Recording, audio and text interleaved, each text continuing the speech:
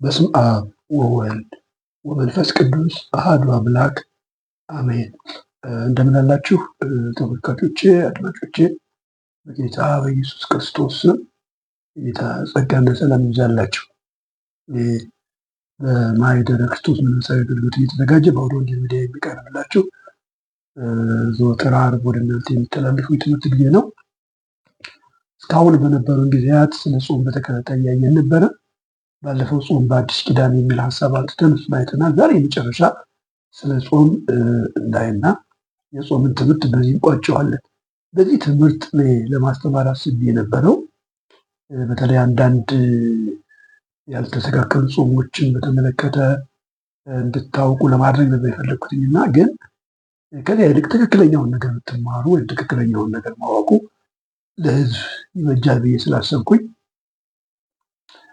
እሱን ብቻ ማስተማር ፈለግኩኝና ዛሬም የዚያ ቀጣይ ክፍል የማጠቃለያ ሀሳብ እሰጣለሁ እና እስካሁን በተማርነው ትምህርት እንዳያችሁት ጾም መጽሐፍ ቅዱሳዊ ጾም ምን አይነት እንደሆነ፣ እውነተኛ ጾም ታሪክ እንደሚገለብጥ የአዲስ ኪዳንና ጾማት አይተናል እና እነዚህን አጽዋማት ሁሉ ስንመለከት ሰዎች ጾመው ጸልየው ከእግዚአብሔር መፍትሄ ያገኙባቸው ለውጥ ያመጡባቸው እንደሆኑ አይተናል። ጾም እንደተነጋገርነው ዝም ብሎ ተጾሞ የሚያበቃ ዝም ብሎ ተጾሞ የሚቀር ሳይሆን ጾም በጣም ወሳኝ ነገር ነው። በጣም ወሳኝ ነገር ነው። በእግዚአብሔር ዘንድ የሚሰማ የሚደመጥ እግዚአብሔር የሚያደምጠው ነው እና ከዚህ የተነሳ በጾምና በጸሎት ሰዎች ወደ እግዚአብሔር ሲቀርቡ እግዚአብሔር ታሪክን የሚለውጥ ነገርን ይሰራል። ዛሬ በአዲስ ኪዳን አንዲት ሴት ላነብላችሁ። የአዲስ ኪዳን መጨረሻ አካባቢ የነበረች ሴት ነችና የሉቃስ ወንጌል ምዕራፍ 2 ቁጥር 36 ላይ ከአሴር ወገን የምትሆን የፋኑኤል ልጅ ሐና የምትባል አንዲት ነቢይት ነበረች። እሷም ከድንግልናዋ ጀምራ ከባሏ ጋር 7 ዓመት ኖረች። እሷም 84 ዓመት ያህል መበለት ሆና በጣም አርጅታ ነበረ ይልና በጾምና በጸሎት ሌሊትና ቀን እያገለገለች ከመቅደስ አትለይም ነበረ። በዚያችም ሰዓት ቀርባ እግዚአብሔርን አመሰገነች። የኢየሩሳሌምን ቤዛ ለሚጠባበቁ ሁሉ ስለሱ ትናገር ነበረ ይላል።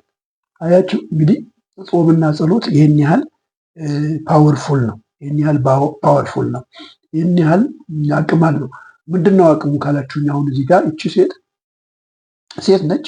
እንደምታውቁት ሴቶች በብሉይ ኪዳን አገልግሎት ውስጥ ብዙ ቦታ የላቸው፣ ብዙ ስፍራ የላቸው።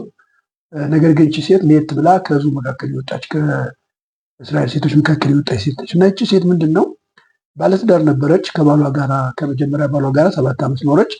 እንግዲህ በምን ምክንያት ከባሏ ጋራ እንደተለያየች ብዙ አይገልጥም። ነገር ግን ከባሏ ከተፋታች በኋላ እሷ 84 ዓመት ያህል መበለት ሆና በጣም አርጅታ ነበረ ይላል። በጾምና በጸሎት ሌሊትና ቀን እያገለገለች በመቅደስ አትለይም ነበረ። ከባሏ ከተፋታች በኋላ እንደዚህ ነው የኖረችው። ከባሏ ከተፈታች በኋላ በምን ኖረች ነው የሚለው? በጾምና በጸሎት የ84 ዓመት ያህል መበለት ሆናለች። ነገር ግን የ84 ዓመት ያህል መበለት ትሆን እንጂ የኖረችው ግን ምን እያደረገች ነው ከተባለ እየጸለየች ነው የኖረችው። እና ይቺ ሴት በጣም የምትገርም ሴት ነች። መጾሟ መጸለዩዋ ብቻ ሳይሆን የእግዚአብሔርን ድምፅ የምትሰማ ስለ መሲሁ የምትናገር ነበረች እና በዚያች ሰዓት ቀርባ እግዚአብሔርን አመሰገነች። የኢየሩሳሌም ቤዛ ለሚጠባበቁ ሁሉ ስለሱ ትናገር ነበረና ይላል። የኢየሩሳሌምን ቤዛ ለሚጠባበቁ ሰዎች ስለ መሲሁ ታወራ ነበር፣ ትናገር ነበር። እንግዲህ መሲሁ ይመጣል፣ ይህን ወይ በእኛ ዘመን ይመጣል ተናግራ ሊሆን ይችላል። እና ምንድን ነው ያደረገችው? ወደ ኢየሱስ መጣችና እግዚአብሔርን አመሰገነች። የሚገርማችሁ ነገር ኢየሱስ ክርስቶስ ሲወለድ ኢየሱስ መሆኑን መሲሁ መሆኑን ሲጠበቅ የነበረው የእስራኤል ተስፋ መሆኑን ያወቁት 2 ሰዎች ናቸው። አንደኛው ከዚህ በፊት ከፍ ብለን የምናገኘው ስምዖን ነው። ስምዖን የሚባለው ሰው እሱም በመንፈስ ቅዱስ ተረድቶ ይላል። በመንፈስ ቅዱስ ተረድቶ በጌታ የተቀባውን ቁጥር 26 ላይ ሄዳችሁ ስታነቡ እነሆ በኢየሩሳሌም ስምዖን የሚባል አንድ ሰው ነበረ። ይህም ሰው የእስራኤልን መጽናናት ይጠባበቅ ነበረ። ጻድቅና ትጉ ነበረ፣ መንፈስ ቅዱስም በሱ ላይ ነበረ ይላል። መንፈስ ቅዱስም በሱ ላይ ነበረ ይልና በጌታ የተቀባውን ሳያይ ሞት እንዳይ በመንፈስ ቅዱስ ተረድቶ ነበረ እና በመንፈስ ቅዱስ ተረድቶ በጌታ የተቀባውን ሳያይ እንደማይሞት ተነግሮት ነበረ። አንዳንድ ሰዎች እንደሚሉት እንደዚህ አይደለም። ለምሳሌ ስምዖን የነቢዩ ኢሳያስን መጽሐፍ ይጽፍ ነበረ እና ድንግል ጸንሳለች ወንድ ልጅም ትወልዳለች የሚል ሲያገኝ ወለት እያለ ይጽፍ ነበረ። ምክንያቱም እንዴት ድንግል ጸንሳለች ብሎ ድንግል መጽነስ አትችልም የሚል ሀሳብ ስለነበረው ብለው ይህንን ታሪክ አምጥተው ይተርካሉ። ይሄ ብዙም መረጃ የለውም፣ ግን መንፈስ ቅዱስ ተናግሮት ነበረ። መንፈስ ቅዱስ ተናግሮት ነበረ። ምን ነው ከተባለ በጌታ የተቀባውን ሳያይ እንዳይሞት እና ዮሴፍና ማርያም ጌታ ኢየሱስ ክርስቶስ ይዘውት ወደ ቤተ መቅደስ ሲሄዱ አውቆ የታቀፈው ሰው ይሄዱ። በመንፈስም ወደ መቅደስ ወጣ። ወላጆቹ እንደ ሕጉ ልማድ ያደርጉለት ዘንድ ሕፃኑ ኢየሱስን ባስገቡት ጊዜ እሱ ደግሞ ተቀብሎ አቀፈው። እግዚአብሔርንም እየባረከ እንዲህ አለ፣ ጌታ ሆይ አሁን እንደ ቃል ባሪያህን በሰላም ታሰናብተዋለህ። ዓይኖቼ በሰዎች ሁሉ ፊት ያዘጋጀውን ማዳንህን አይተዋል። ይህም ለአሕዛብ ሁሉ የሚገልጥ ብርሃን፣ ለሕዝቡም ለእስራኤል ክብር ነው ብሎ ተናገረ እና አንደኛው ሰው ይሄ ነው። ጌታን የተቀባውን ሳያይ እንዳይሞት በመንፈስ ቅዱስ ተነግሮት ነበረ። ከዚያ በዚያ ቀን በመንፈስ ቅዱስ ተመርቶ ወጣ። ልክ ዮሴፍና እናቱ እዘው ሲመጡ ጌታን ተቀብሎ አቀፈው። እግዚአብሔር የተናገረውን አየ። እግዚአብሔር የገባለትን አየ። እግዚአብሔር ታየዋለህ ያለውን ነገር አየ። ክብር ለእግዚአብሔር ይሁን። ይሄ ይለቅ ነው የእግዚአብሔር አሰራር። እግዚአብሔር የተናገረውን የማያጥፍ ያለውን ከማድረግ የሚከለክለው የሌለ አምላክ ነው እና ተመልከቱት። ይሄ ሰውዬ ይህንን እግዚአብሔር የተናገረውን ነገር አየ እና ይህንን ካየ በኋላ ከዚህ በኋላ ባሪያን አሰናብተዋል፣ ምክንያቱም ለእስራኤል ያዘጋጀኸውን ማዳንህን አይተዋልና ብሎ ተናገረ። እንዲሁ በተመሳሳይ ይህች ሴት ደግሞ በቤተ መቅደስ በጾምና በጸሎት ትኖር ነበረ። ቅድም እንዳልኳችሁ መበለት ነች።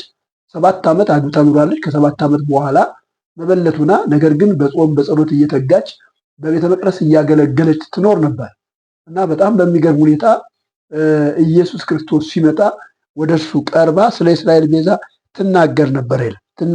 አያችሁ ጾምና ጸሎት ምን ያህል ፓወርፉል እንደሆነ አስቡት።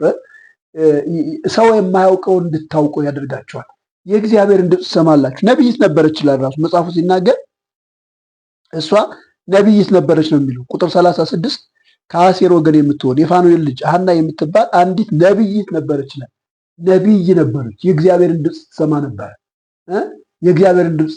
እግዚአብሔር ይናገራት ነበረ እና እግዚአብሔር ስለሚናገራት በእግዚአብሔር ምሪት በእግዚአብሔር ድምፅ ተመርታ ሄዳ ስለ እስራኤል ተስፋ ቀርባ ተናገረች ይላል። በዚያም ሰዓት ቀርባ እግዚአብሔርን አመሰገነች። የኢየሩሳሌም ቤዛ ለሚጠባበቁ ሁሉ ስለ እርሱ ትናገር ነበር ይላል። ክብር ለእግዚአብሔር። እግዚአብሔርን አመሰገነች። የተናገራትን ያወራትን መንፈስ ቅዱስ በጾምና በጸሎት ስትተጋ ወደ እሷ ቀርቦ የተናገራትን ነገር አየችው። ስላየችው ሄዳ መናገር ጀመረች። እግዚአብሔርን አመሰገነች እና እንደገና ደግሞ የእስራኤልን ቤዛ ለሚጠባበቁ ሰዎች መናገር ጀመረች። ክብር ለእግዚአብሔር። አያችሁ እንግዲህ ለዚህ ነው ጾምና ጸሎት ቀላል አይደለም እያልኳቸው ያለሁት። ለዚህ ነው ይህን ያህል አቅም አለው።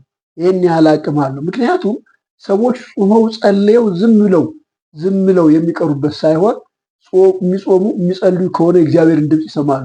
የሚጾሙ የሚጸልዩ ከሆነ እግዚአብሔር ለነሱ ይናገራል። እግዚአብሔር የሚያደርገውን የእግዚአብሔርን ስራ፣ የእግዚአብሔርን ሀሳብ፣ የእግዚአብሔርን ፈቃድ እግዚአብሔር ሊፈጽመው ያለውን ነገር ይረዳሉ። አንዳንድ ጊዜ ሰዎች አይገባቸውም፣ ብዙ ሰዎች አይገባቸውም እና ሰዎች የእግዚአብሔርን ድምፅ ሰማን ሲሉ ግራ ይገባቸዋል። እግዚአብሔር ተናገረን ሲሉ ግራ ይገባቸዋል እና ይህንን የሚያውቁት በጾምና በጸሎት የሚተጉ ሰዎች ናቸው። ለዚህ ነው ጾምና ጸሎት በጣም ወሳኝ ነው። እግዚአብሔር ለሰዎች ሀሳቡን የሚገልጥበት ነው። እግዚአብሔር ከሰዎች ጋር የሚነጋገርበት ነው። ሰዎችም ከእግዚአብሔር ጋር የሚነጋገሩበት ነው። ስለዚህ ይህንን እውነት ማወቅ ያስፈልጋል። የምትጾሙ ሰዎች ይህንን እውነት መረዳት አለባችሁ። በዚህ መረዳት ውስጥ ከሆናችሁ የእግዚአብሔርን ድምፅ ትሰማላችሁ ማለት ነው። ወይም ደግሞ እግዚአብሔር የሚያደርገውን ነገር ታውቃላችሁ ማለት ነው። የሐዋርያት ሥራ ምዕራፍ 14 ላይ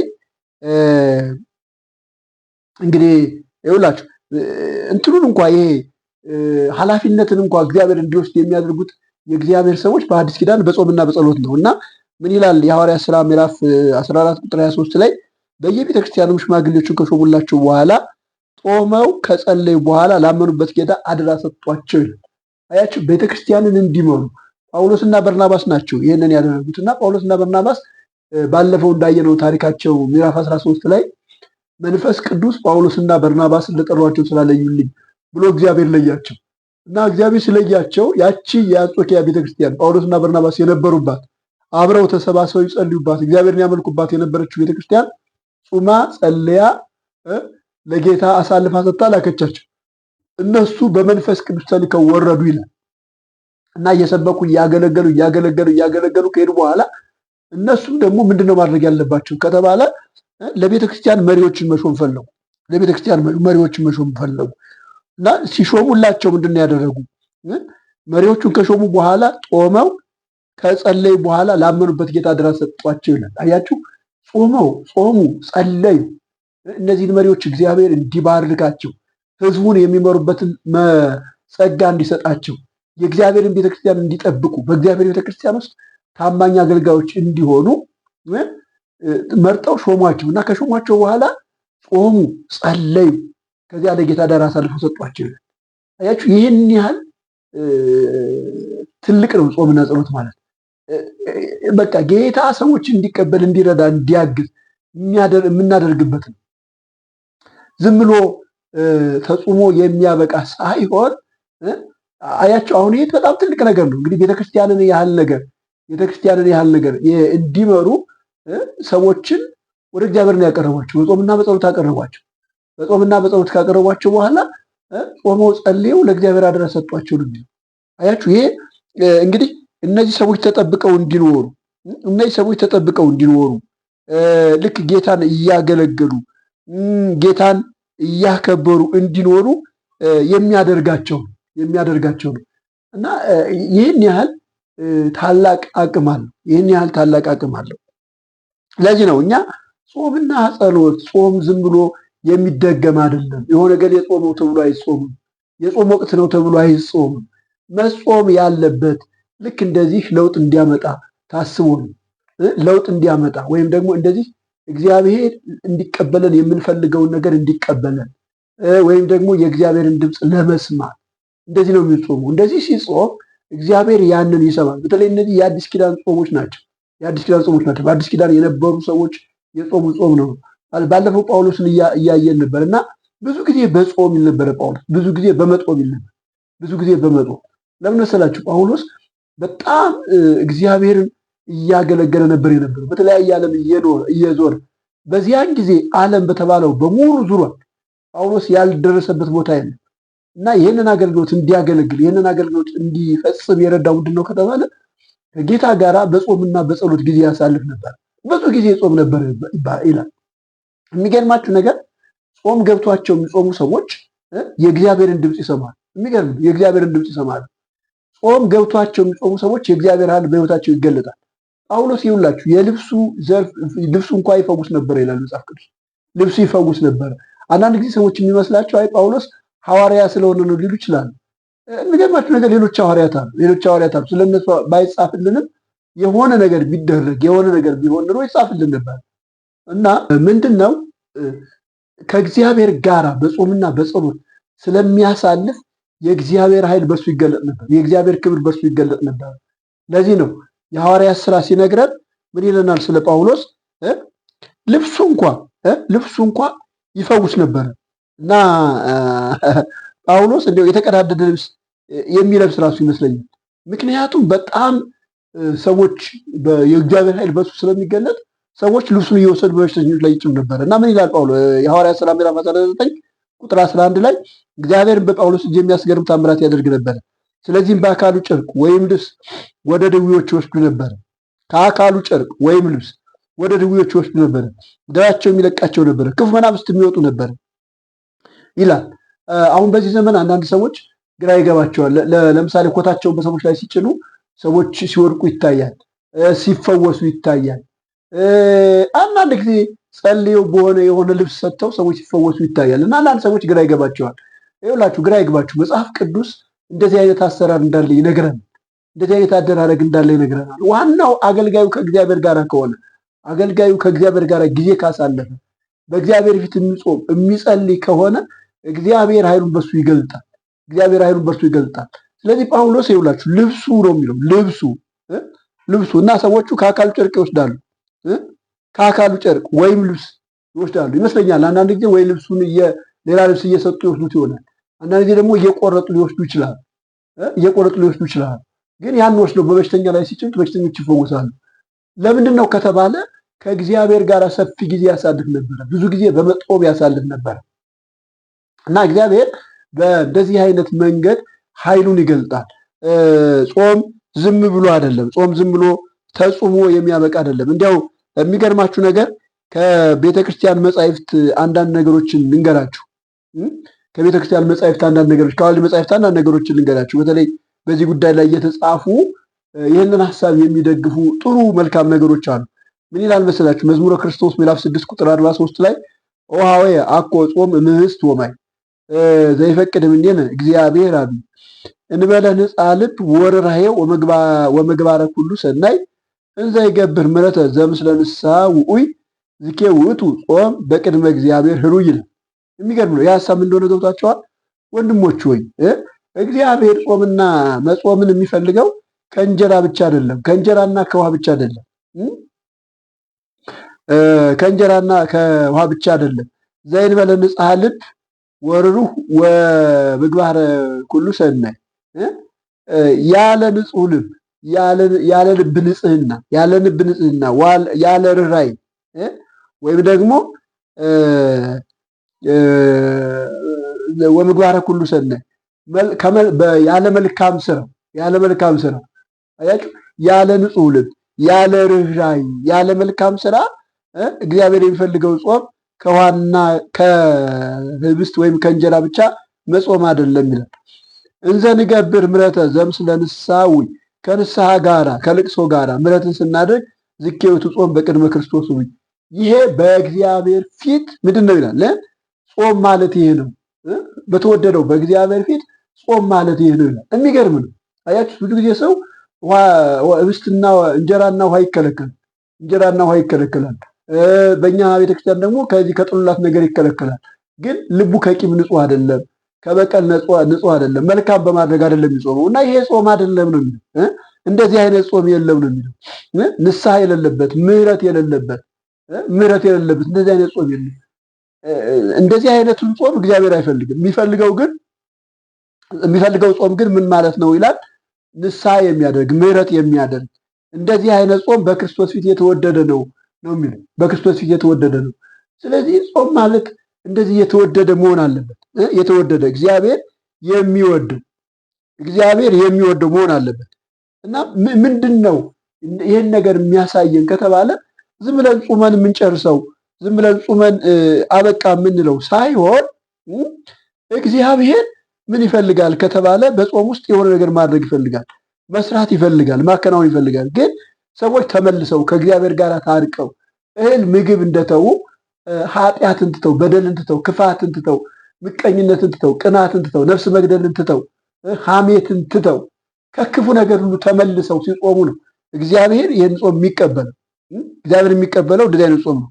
የሚገርመው ነገር ጾምን በተመለከተ የቤተ ክርስቲያን መጻሕፍት በደንብ አስረግጠው የሚናገሩት ምንድን ነው ካላችሁኝ ጾምና ጸሎት ውጤት አለው ይላል። ጾምና ጸሎት ውጤት አለው። በተለይ ያሬድ በጾመ ድጓ ላይ ስለዚህ ነገር በጣም ብዙ ነገር ጽፏል ያሬድ ማለት ነው። እና ጾምና ጸሎት ውጤት አለው። ውጤት የሌለው ጾምና ጸሎት የለም። አያችሁ፣ ውጤት የሌለው ጾምና ጸሎት የለም።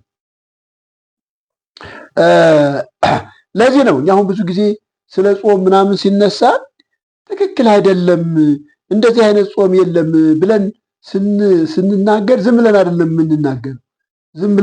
የምንናገረው። እነዚህ ነገሮችን ስለምናይ ነው። እነዚህ ነገሮችን ስለምናይ እነዚህ ነገሮች እንደ እግዚአብሔር ቃል በሆነው ጾም ላይ ይታያሉ ብለን ስለምናምን ነው። ይህንን ስለምናምን ነው እና ይህንን ስለምናምን ጾም ከጾማችሁ ገብቷችሁ ጹሙ፣ ተረድታችሁ ጹሙ፣ ዝም ብላችሁ አትድከሙ የምንለው ከዚህ የተነሳ ነው እና ዝም ብሎ የማይጠቅም የራብ አድማ የሚመስል ነገር መጠቀም የለብንም። አያችሁ ጾም በጣም ዋና ነገር ነው የምንለው ከዚህ የተነሳ ነው። ያሬድ እንኳ በጾመ ድጓ ምን አለመሰላችሁ? እስመ ጾም አብይ በቁየት ባቲ ታግዘክሙ ነፍሰክሙ ማኃጢአት ትምሄሮሙ ለወራዙ ጽሙና ዛቲ ጾም ቅድስት ትፈሪ ሰላም ወታስዮሙ ትፍሲተ ይላል እና ምን ማለት ነው? ይሄ ሲተረጎም እስመ ጾም አብይ በቁየት ይላል። ጾም አብይ በቁየት ታላቅ ጥቅም አለው፣ ታላቅ ውጤት አለው። ባቲ ታግዘክሙ ነፍሰክሙ ማኃጢአት ከኃጢአት ነፍሳችሁን ነፃ ታወጣለች። ትምሄሮሙ ለወራዙት ለጎረምሶች ወይም ለወጣቶች ጽሞና ታስተምራለች። ጾም ቅድስት ትፈሪ ሰላም ወታስዮሙ ትፍሲተ ይላል። ቅድስት ጾም ሰላምን ታፈራለች፣ ደስታንም ታጎናጽፋለች ይላል። አያችሁ ጾም እንግዲህ ይህን ያህል ጥቅም አለው ማለት ነው። በቤተክርስቲያንም ይህን ያህል ጥቅም አለው። ሰው ጾሞ ዝም ብሎ የሚጨርሰው ሳይሆን ልክ እዚህ ቅዱስ ያሬድ እንዳለው እዚህ ቅዱስ ያሬድ እንደተናገረው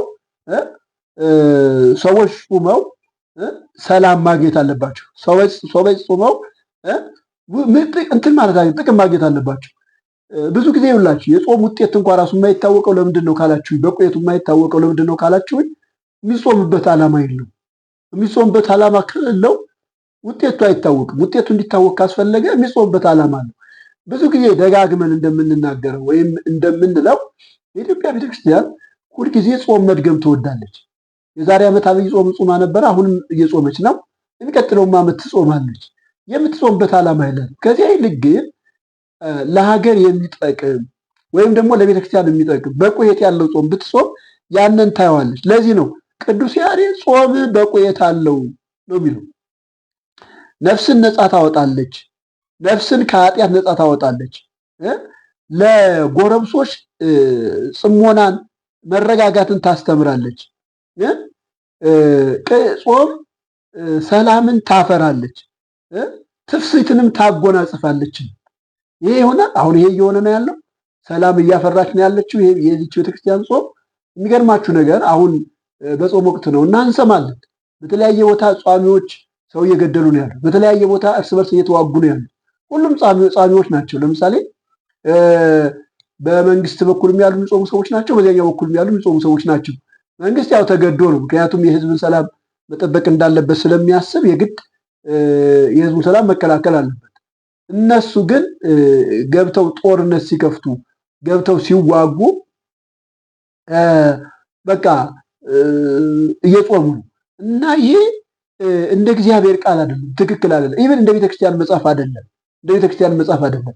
ሰው ወንድሙን እየጠላ፣ ሰው ወንድሙን እየገደለ፣ ሰው ወንድሙን እየዘረፈ እያስለቀሰ አይጾም፣ እያስለቀሰ አይጾም። ይሄ በጣም የሚያሳዝን ነገር ነው፣ የሚያሳዝን ነገር ነው በእውነት ቤተክርስቲያን ምን አይነት ውድቀት ውስጥ እንዳለች፣ ህዝቧን እያስተማረች እንዳልሆነች በዚህ መረዳት እንችላለን። እነዚህ ነው ያላችሁ በተግባር ስለምናያቸው ነው። አሁን እኛ የምናነሳው በተግባር ስለምናያቸው ነው። ልክ ነው። ሰዎች ተጽዕኖ እንዳለባቸው ሊያስቡ ይችላሉ፣ ወይም ሊኖርባቸው ይችላል። እኛ ይህንን በደንብ ማወቅ ስለማንችል ብዙ መናገር ላንችል እንችላለን። ግን ያም እንኳ ቢሆን ማለት ነው መገዳደል አይደለም መፍትሄው። እየጾሙ መግደል አይደለም መፍትሄው። እየጾሙ እርስ በርስ መገዳደል አይደለም መፍትሄው። መፍትሄ የሚሆነው ምንድን ነው ከተባለ የሚጾም ሰው አንደኛ ከሚጾምለት ከእግዚአብሔር መፍትሄ መፈለግ አለበት። ከሚጾምለት ከእግዚአብሔር ወደሚጾመው ወደ እግዚአብሔር መፍትሄ መፈለግ አለበት። ባለፈው ታስታውሳላችሁ ዕዝራ ምዕራፍ 8 ቁጥር 21 ላይ ነው በአምላካችን ፊት ራሳችን እናዋርድ ዘንድ ከእርሱም የቀናውን መንገድ ለእኛና ለልጆቻችን ለኖታችን ሁሉ እንለምን ዘንድ በዚያም በውኃ ወንዝ አጠገብ ጾም አወጅሁ ይላል። ንጉሱም የአምላካችን እጅ በሚሹት ሁሉ ላይ ለመልካም ነው፣ ኃይሉና ቁጣው ግን እርሱም በሚተው ሁሉ ላይ ነው ብለን ተናግረን ነበረ። በመንገድ ካሉ ጠላት ያድኑን ዘንድ ጭፍራ ፈረሰኞች ከንጉሱ ለምን ዘንድ አፍሬ ነበር። ስለዚህ ነገር ጾም፣ ወደ እግዚአብሔርም ለመን፣ እርሱም ተለመነን ይላል። ክብር ለእግዚአብሔር ይሁን። አያቸው ለንጉሱ የእግዚአብሔርን በጎነት የእግዚአብሔርን ጥበቃ አውርቶ ነበረ እና ሂዱ ወደ ሀገራችሁ ተመለሱ ሲለው እንግዲህ አጣብቂ ፈተና ውስጥ ገባ። ፈተናውን መሰላችሁ ጠባቂ ወታደር እንዲሰጠው መጠየቅ ነበረበት። ጠባቂ ወታደር እንዲሰጠው እንዳይጠይቅ ስለ እግዚአብሔር ያወራው ነገር ከበደ። ዝም ብሎ ደግሞ እንዳይሄድ ሰጋ። ስለ ደህንነቱ፣ ስለ ንብረቱ፣ ስለ ሕዝቡ አሰብ እና መፍትሄ ወደ ማን ነው? ወደ እግዚአብሔር። ስለዚህ ወደ እግዚአብሔር ጾም አወጅኩ። ጾም አወጅ ወደ እግዚአብሔር ጾም ጸለይ፣ እግዚአብሔር ተለመነ ይላል። አያችሁ፣ የሚጾም የሚጸልይ ሰው ችግር እንኳን ካለበት ወደ እግዚአብሔር ነው መቅረብ ያለበት እንጂ ነፍስ እየገደለ ሰው እየዘረፈ ሰውን እያሰቃየ እጾማለሁ ጸልያለሁ ማለት የለም። በነገራችን ላይ እኔን እንደ ምሳሌ ያነሳሁት እንጂ ህዝባችን በብዙ ጥላቻ በብዙ ክፋት ውስጥ ነው የሚጾሙ። የተተወው ስጋ፣ ቅቤ፣ ወተት ነው። ከዚያ ውጭ ያለው ዝሙቱ አልቀረም፣ መጠጡ አልቀረም፣ ስካሩ አልቀረም፣ የትኛውም ነገር አልቀረም። እና እንደዚህ አይነት ጾም ነው መፍትሄ የማያመጣው እንጂ ትክክለኛዋ ጾም ግን መፍትሄ ታመጣለች ነው እያለን ያለው ቅዱስ ያሬድ።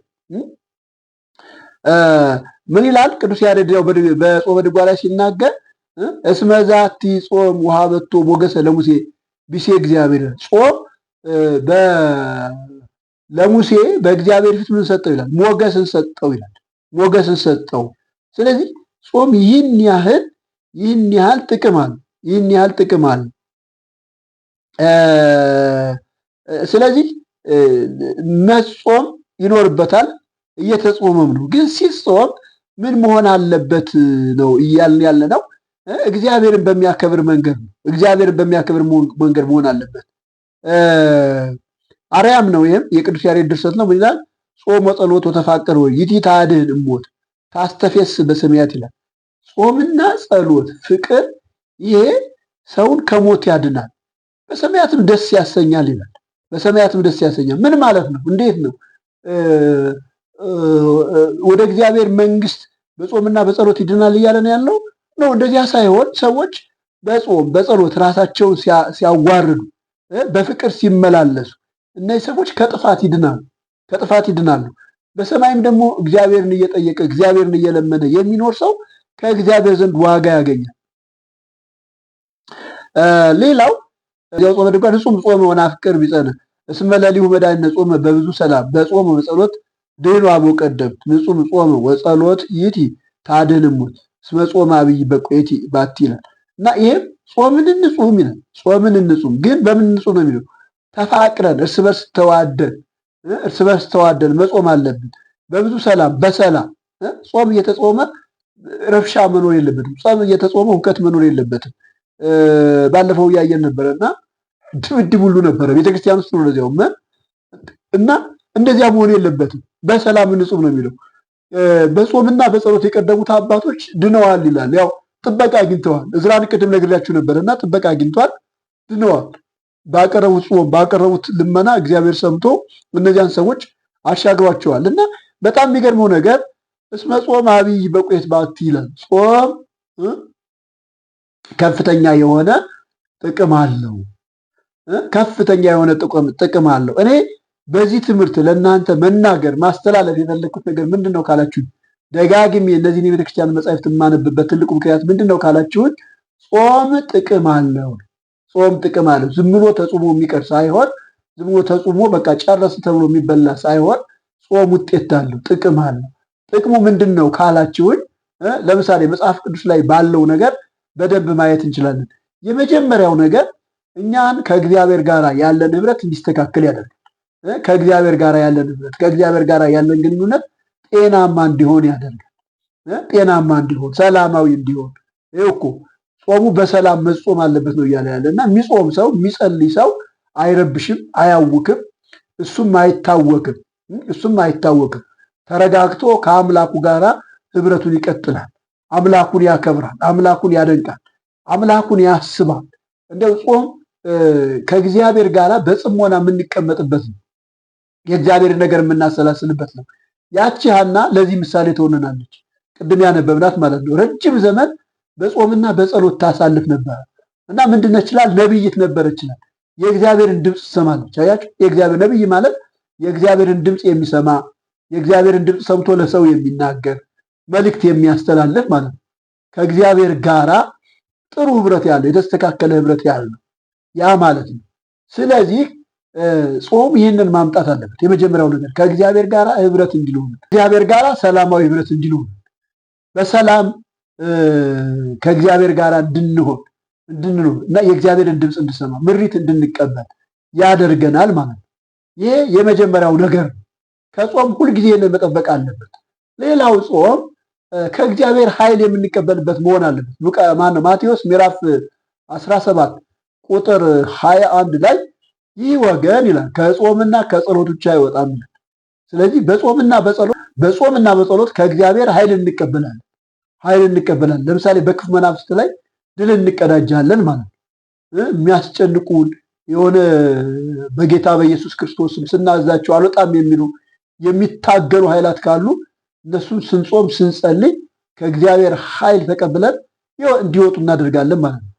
በነገራችን ላይ ይሄ ልምምድም የለም። ይሄ ልምምድ አሁን በቤተክርስቲያን እየታየ ያለው በጸበል ነው እና እንደዚህ አይነት አሰራር የለም። ጌታ ኢየሱስ ክርስቶስ አጋንንት በኢየሱስ ስም እንደሚወጡ ነው የነገረን። ስለዚህ በኢየሱስ ስም አጋንንት እንዲወጡ እኛ ከእግዚአብሔር ጋራ ጤናማ ህብረት አድርገን ጾመን ጸልየን ኃይልን መቀበል አለብን። ይህንን የምናገኘው በጾም በጸሎት ነው። ስንጾም ስንጸልይ ደግሞ ጾም ሁልጊዜ ከጸሎት ጋር መያያዝ አለበት። ስለ ሐና ያነበብነው ትጾም ትጸልይ ነበረ ነው የሚለው። እዚህም ጾመ ድጓው እያለን ያለው በጾም ወበጸሎት ነው የሚለው። በጾም ወበጸሎት ድኅኑ አበው ቀደምት ነው የሚለው። አያችሁ፣ በጾምና በጸሎት ነው እንጂ ዝም ብሎ ጾም ብቻ የሚባል ነገር የለም። ዝም ብሎ ጾም ብቻ የሚባል ሰዓት እስከሚደርስ ተብሎ ዝም ብሎ ከምግብ ታቅቦ የሚዋልበት አለም። ቅድም ባነበብኩት እንትን አይታችሁ ከሆነ የመዝሙረ ክርስቶስ ላይ ምንድን ነው የሚለው? ጾምና ጸሎት ጾም ማለት ከውሃና ከምግብ መከልከል አይደለም። ከውሃና ከምግብ መከልከል አይደለም፣ ከቂም ከበቀል መጽዳት፣ ምሕረት ማድረግ ነው። እንደዚህ አይነት ጾም እግዚአብሔርን ያስደስተዋል። እንደዚህ አይነት ጾም እግዚአብሔርን ያስደስተዋል። ከቂም ከበቀል ከቅናት ከምቀኝነት ከክፋት ከአድመኝነት ከመለያየት ከነፍሰ ገዳይነት ከክፉ ሐሳብ ሁሉ መለየት ማለት ነው ጾም። ፍትሐ ነገሥትም እኮ ይላል ጾም አኮ ተከሎተ ምግብ፣ ከምግብ መከልከል ብቻ አይደለም ብሎ ይናገራል። ከምግብ መከልከል ብቻ አይደለም፣ ነገር ግን ከማናቸውም ስጋዊ ነገር ከማናቸውም እግዚአብሔር ከማይፈልገው ነገር ታቅቦ በእግዚአብሔር ፊት ለተወሰነ ጊዜ ማሳለፍ ነው ብሎ ነው የሚያስቀምጠው ፍትሐ ነገሥት ምዕራፍ ተረጉመው ማለት ነው። ስለዚህ እንደዚያ ነው ጾም እንጂ ዝም ብሎ ከምግብ ተከልክሎ የልቦናን ፈቃድ የስጋን ፈቃድ እያደረጉ ኢሳይያስ ላይ ያየን ነበርና በጾማችሁ ቀን የልቦናችሁን ፈቃድ ታደርጋላችሁ። በጾማችሁ ቀን የልቦናችሁን ፈቃድ ታደርጋላችሁ። እንደዚህ አይደለም ጾም። እየጾምን የልቦናችን ፈቃድ የምናደርግበት እየጾም እኛ የወደድነው የምናደርግበት አይደለም። የእግዚአብሔርን ፈቃድ የምናደርግበት የእግዚአብሔርን ሐሳብ የምንፈጽምበት መልካም ነገር ቅን ነገር ለሰዎች የምናደርግበት ነው። ምሕረት የምናደርግበት ነው እና ይሄ እንደዚህ አይነት ጾም ነው እግዚአብሔርን የሚያስደስት። እንደዚህ አይነት ጾም ቅድም እንዳወራሁት ወይም እንደተናገርኩት ከእግዚአብሔር ዘንድ ኃይል ያመጣል፣ ከእግዚአብሔር ዘንድ ጸጋ ያመጣል፣ ከእግዚአብሔር ዘንድ ድምፅ ያመጣል። እግዚአብሔር ይናገራል። ኦርቶዶክስ ወገኖቼ ልንገራችሁ፣ እግዚአብሔር ይናገራል። ድምፅ አለው። ወደ እግዚአብሔር የቀረቡ ሰዎች በሙሉ የእግዚአብሔርን ድምፅ ሰምተዋል፣ እየሰማን ነው ዛሬ። ከፈለገ በህልም ይናገራል፣ ከፈለገ በራእይ ይናገራል፣ ከፈለገ በድምፅ ይናገራል። እግዚአብሔር በወደደው መንገድ ይናገራል። ሰዎች ወደ እግዚአብሔር ቀርበው ወደ እግዚአብሔር መጥተው ከእግዚአብሔር ድምፅ ሳይሰሙ አይሄዱም። ትልቁ ነገር እግዚአብሔር በሚፈልገው መንገድ፣ እግዚአብሔር በሚወደው መንገድ፣ እግዚአብሔር በሚለው መንገድ ሁሉ መቅረብ። ይህንን ነው እግዚአብሔር የሚፈልገው።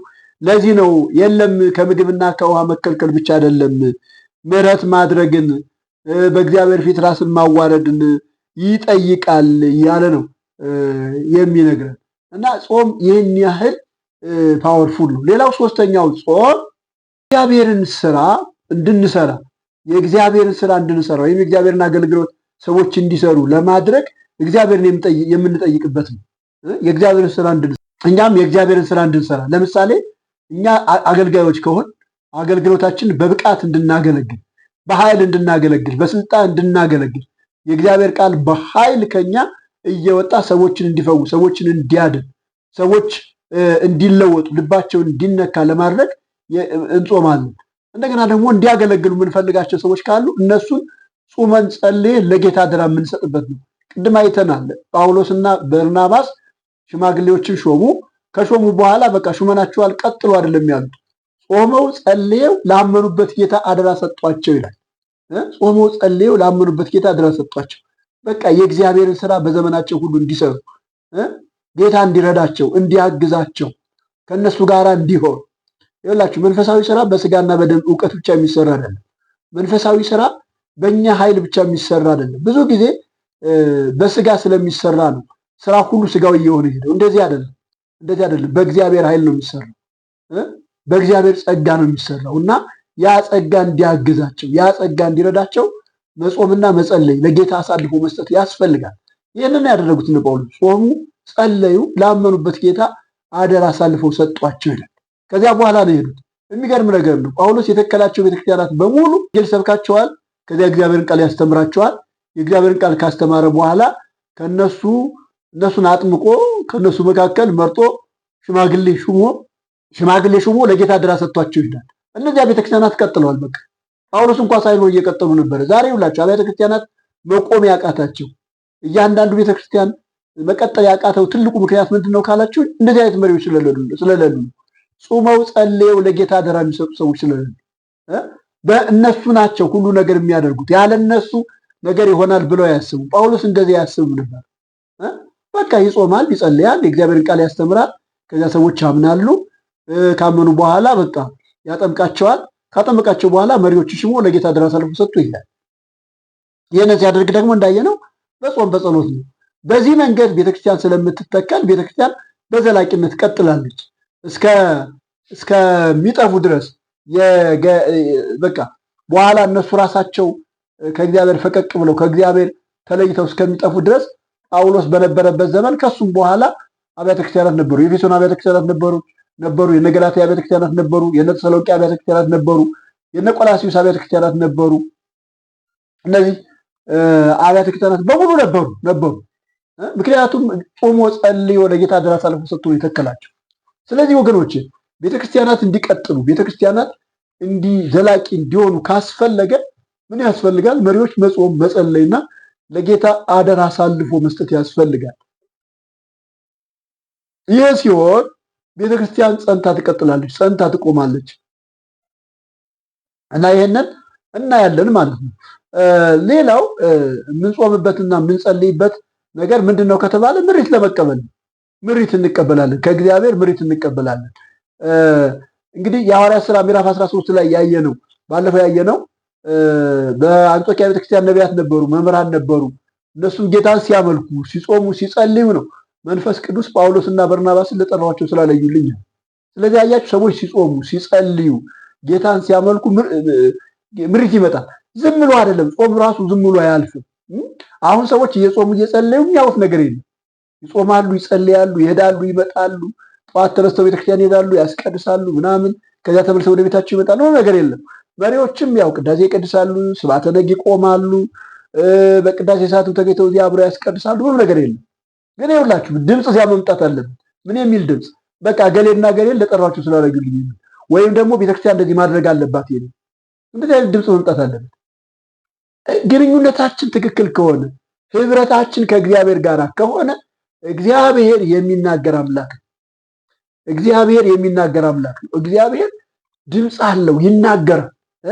እኛ ሕያው አምላክ ነው የምናመልከው። የሞተ አምላክ የለም። የሞተ አምላክ የለም። ከሌላ አካል አንሰማም። ይኸውላችሁ በኢትዮጵያ ቤተክርስቲያን ውስጥ የእግዚአብሔር ድምፅ ስለሌለ እግዚአብሔርን ድምፅ ስለማይሰሙ ሰዎች ህልመ ዮሴፍ ይደግማል። ከሌላ አካል ለመስማት ማለት ህልመ ዮሴፍ የሚባል ነገር ይደግማል። ይሄ ምንድን ነው? አሾክሿኪ የሚባል አለ። አሾክሿኪ የሚባል መንፈስ ተዋርሰው እንዲያሾከሸኩላቸው ይፈልጋል። እንደዚህ አይነት ነገር እግዚአብሔር እየተናገረ አይደለም። አካሄዱ እንትኑ ይሄ ስራው ከእግዚአብሔር ጋራ የተስተካከለ አይደለም። ይጾማል፣ ይጸለያል፣ እንዲህ ቀጥተኛ የሆነ ህብረት ከእግዚአብሔር ጋር የለም። ስለዚህ ከእግዚአብሔር ጋር ስለሌለ በቃ ከሌላ አካል ድምፅ ለመስማት ይፈልጋሉ። አንዳንድ ችግሮች ሲፈጠሩ በቤተክርስቲያን እንደ ማንኛውም ህዝብ ወደ ጠንቋዮች ሁሉ ይከዳል። አጋንንት ስበው ምሪት እንዲያመጡ ሰዎች ይጠየቃሉ። የሚገርም እኮ ነው። ቤተክርስቲያን ነች ነው የምንለው፣ ግን ቤተክርስቲያኒቱ የእግዚአብሔር ድምፅ የሌለባት መንፈሳዊ ስርዓት የሚፈጸምባት መንፈሳዊ አገልግሎት የሚደረግባት ነገር ግን የእግዚአብሔር ድምፅ የሌለባት እግዚአብሔር የማይናገርባት ቤተክርስቲያን። ለምንድን ነው ከተባለ ቤተክርስቲያኒቱ ከእግዚአብሔር ፈቀቅ ብላለች። የተለመደ ስርዓት የተለመደ ነገር ታደርጋለች እንጂ የምታደርገው ነገር ገብቷት ተረድታ አውቃ አይደለም የምታደርገው። ከዚህ የተነሳ ድምፅ የለም። ከዚህ የተነሳ መናገር የለም። ምሪት ከሌላ አካል ይጠየቃል። ምሪት ከሌላ አካባቢ ይፈልጋል። ምሪት ሌላ አካል እንዲሰጥና ከዚህ አካል ምሪት ተቀብሎ ያችን ቤተክርስቲያን ለመምራት ይታሰባል። እኔ ብዙ ጊዜ አውቃለሁ ታቦት ሲጠፋ ጥየቃ የሚከደው ወደ ጠንቋይ ነው የሚሸደው። እንደዚያ ነው የሚደረገው። ሰዎች ለግላቸው ምሪት የሚፈልጉ ከጠንቋዮች ነው፣ ከአጋንንት ነው። እንደዚህ አይነት ቤተክርስቲያን የለች። ጾሙ ጸሎቱ ይሄንን ችግር መፍታት አለበት። እውነቴን ልንገራችሁ፣ እንዲያው እውነተኛ ጾምና ጸሎት ቢደረግ በቤተክርስቲያኒቱ አጋንንት ሳቢዎች እዚህ አይቆሙ፣ ሰይጣን ሳቢዎች እዚህ አይቆሙ፣ መልካ ሳጥናኤል የሚደግሙ እዚህ አይቆሙ። መልካ ሳጥናኤል የሚደግሙ ሰዎች እኮ ናቸው እዚያ ቆሞ የማህሌት ስርዓቱ የሚፈጽሙት። ይህን አንዳንዶቹ ቄሶች እንኳ ትንሽ እግዚአብሔርን ይፈራሉ፣ ግን አንዳንድ ቄሶች ይህንን እያደረጉ ቤተክርስቲያን ውስጥ ሊኖሩ ይችላል። በጣም የሚያሳዝን። ለምንድን ነው ከተባለ የሚደረገው አድራጎት ትክክል አይደለም። የሚደረገው አድራጎት እንደ እግዚአብሔር ቃል አይደለም። እግዚአብሔር የለበትም፣ አይናገርበትም፣ ድምፅ የለም። ህብረቱ ቀጥተኛ ከእግዚአብሔር ጋር የሚደረግ አይደለም። ለዚህ ነው እኛ መታደስ አለባት ቤተክርስቲያኒቱ የምንለው፣ ወደ እግዚአብሔር ቃል መመለስ አለባት የምንለው ለዚህ ነው። እንደ እግዚአብሔር ቃል የሆነ ጾም መጾም አለባቸው። እንደ እግዚአብሔር ቃል የሆነ ጸሎት መጸለይ አለባቸው። እንደ እግዚአብሔር ቃል የሆነ ጾም ስትጾሙ፣ እንደ እግዚአብሔር ቃል የሆነ ጸሎት ስትጸልዩ እግዚአብሔር ይናገራል። እግዚአብሔር ድምፅ ያሰማል። እግዚአብሔር በመካከላችሁ ሆኖ ታምራትን ያደርጋል። ይኸው እኮ አየን፣ አዲስ ኪዳን ላይ እያየን ነበር አይደለ? ሐዋርያት ሥራ ሲጾሙ ሲጸልዩ እግዚአብሔር ተናገረ። ምን ሁሉ ጳውሎስና በርናባስን ለጠሏቸው ስለለዩልኝ። ይሄ እኮ ነው በቃ። ይሄ ነው ድምፅ ማለት። ይሄ ነው የሐዋርያት ቤተክርስቲያን ይህን ድምፅ ትሰማ ነበር። ጳውሎስ ወደ ኢየሩሳሌም ሲሄድ አጋቦስ የሚባለው ነቢይ መጣና የጳውሎስን ቀበቶ ወስዶ እጅና እግሩን አስሮ በኢየሩሳሌም የዚህን መታጠቂያ ባለቤት አይሁድ እንደዚህ እጅና እግሩን ያስሩታል ብሎ ተናገረ። ይሄ እኮ ቤተክርስቲያን እንደዚህ እኮ ነች። ድምፅ አለባት። እግዚአብሔር ይናገርባታል። እግዚአብሔር የማይናገርባት ቤተክርስቲያን የለችም። ወይ ቤተክርስቲያን አይደለችም፣ ወይም ደግሞ ቤተክርስቲያኒቱ ከእግዚአብሔር ጋር የቀላቀለችው አካል አለ። እና እግዚአብሔር ይናገራል። በጎቼ ድምፄን ይሰማሉ ይላል ጌታ። ዮሐንስ ምዕራፍ 10 ቁጥር 28 ላይ ዳችሁ ስታነቡ በጎቼ ድምፄን ይሰማሉ፣ ያውቁኛል፣ ይከተሉኝማል። እኔም የዘላለም ሕይወት እሰጣቸዋለሁ፣ ለዘላለም አይጠፉም፣ ከእጄ ማንም አይነጥቃቸውም። ከኔ አባቴ ይበልጣል፣ ከአባቴ እጅ ማንም ሊነጥቃቸው አይችልም። እኔና አንድ ነኝ። የክርስቶስ በጎች፣ የእግዚአብሔር በጎች፣ የኢየሱስ በጎች ድምፁን ይሰማሉ። ለዚህ ነው ለምሳሌ ሰዎች ከዚያ የክርስቶስን ድምፅ መስማት ሲጀምሩ የእግዚአብሔር በግ ሲሆኑ ቤተክርስቲያን ታባርራቸዋለች። የሚገርማችሁ ነገር እንደዚህ እየጾሙ እየጸለዩ አንዳንድ እውነተኛ ሰዎች አሉ ከልባቸው የሆነ ነገር የሚያደርጉ እና እግዚአብሔር ይናገራቸዋል እና በዚህ መንገድ ከቤተክርስቲያን እየወጡ ወደ ወንጌላውያን የሚሄዱ አሉ። በዚህ መንገድ ወንጌል ገብቷቸው ቤተክርስቲያን የምታባርራቸው አሉ። በዚህ መንገድ ከእግዚአብሔር ጋር የሚገናኙ ሰዎች አሉ። ስለዚህ ቤተክርስቲያን ወደ ትክክለኛው የጾም ስርዓት መመለስ አለባት ብለን እናስባለን። እንግዲህ ብዙ አጽዋማት አሉ። እያንዳንዳቸው ሌላ ጊዜ በደንብ እናያለን። ብዙ አጽዋማት አሉ። ብዙ አጽዋማት ይጾማሉ። የጾም ራሱ 55 ቀን ረጅም ጾም ነው። ይህንን ጾም ተጾሙ አሁን እያለቀ ነው ያለው። ግን በዚህ ምን ሰማችሁ? ለቤተክርስቲያን ምን መልእክት መጣ? ለሀገር ምን መልእክት መጣ? ለግላችሁ ምን መልእክት መጣ? ምን ሰማችሁ? እግዚአብሔር ምን አላችሁ? አሁን ኢትዮጵያ ችግር ውስጥ ነው ያለችው። በተለያየ ቦታ ጦርነት አለ፣ የኑሮ ውድነት አለ፣ ብዙ ችግር አለ። ጎረቤት ሀገሮች ራሱ ብዙ የሚያነሱት ነገር አለ እና እንግዲህ ለዚህ ሁሉ ምሪት ያስፈልጋል። ይህን ሁሉ የሚፈታ መፍትሄ የሚገኘው ከቤተክርስቲያን ነው። ቤተክርስቲያን ደግሞ መፍትሄ የምታመጣው የእግዚአብሔርን ድምፅ ስትሰማ ነው። እና ምን ሰማችሁ ለምንጠይቅ የለም። በዚህ አጋጣሚ የወንጌላውያን ቤተክርስቲያናትን ቢሆን ስትጾሙ በእውነት ጹሙ፣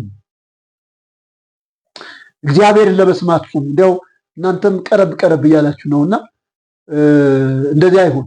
እንደ ድሮ የነበሩ ሰዎች የእግዚአብሔርን ድምፅ ይሰማሉ፣ መልእክት ያመጣል፣ እግዚአብሔር ይናገራቸዋል።